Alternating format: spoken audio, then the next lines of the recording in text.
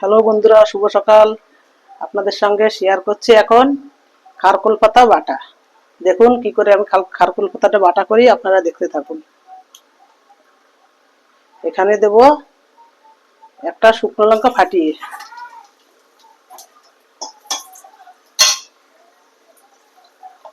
তারপরে দেব কয়েক কোয়া রসুন। রসুনটা আমি ভালো করে ভেজে নেব।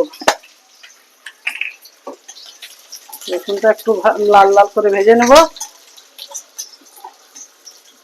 এবার এর মধ্যে দেব বেশি পরিমাণে কালো জিরে।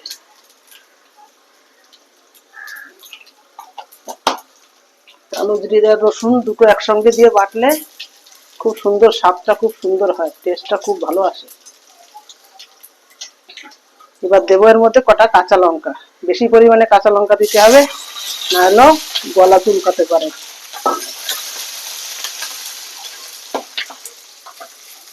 এবার এর মধ্যে দিয়ে দেবো ধুয়ে সুন্দর করে কেটে বেছে রাখা খারকুল পাতা বাটা। খারকুল পাতা দিয়ে দেবো এর মধ্যে বাটা করার জন্য।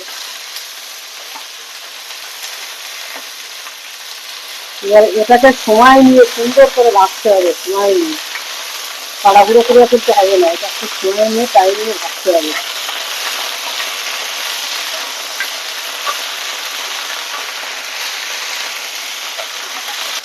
বন্ধুরা, এখন দেবো পরিমাণ মতো লবণ,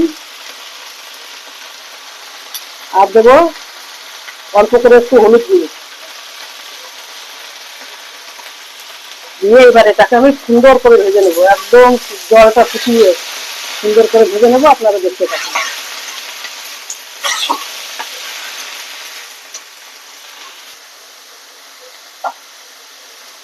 যখন শাকটা নুন হলুদ দেওয়ার পরে শাকটা ভালো মজে গেছে, এবার একে ভালো করে ঢেকে রেখে দেবো 5 মিনিটের জন্য।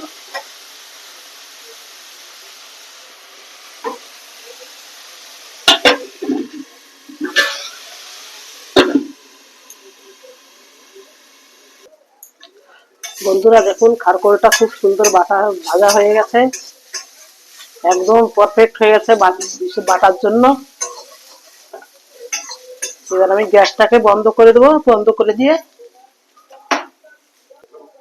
এটাকে নামিয়ে নেব।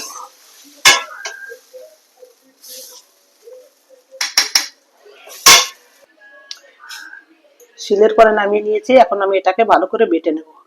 শিলে বাটলে খারকুল পাতার টেস্টটা আরো বেড়ে যায়, বেশি ভালো লাগে খেতে।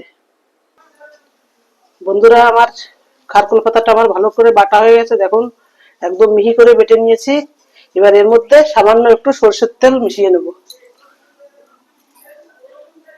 সামান্য একটু সরষের তেল দিলে খেতে ভালো লাগে। সরষের তেল দিয়ে ভালো করে মিশিয়ে নেব।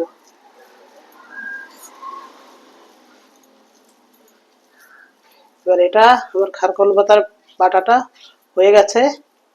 এবার দেখেন, আপনাদের যদি ভালো লাগে তাহলে শেয়ার কমেন্ট করে পাশে থাকবেন। এই দেখুন, খারকুল পাতাটা বাটা কমপ্লিট।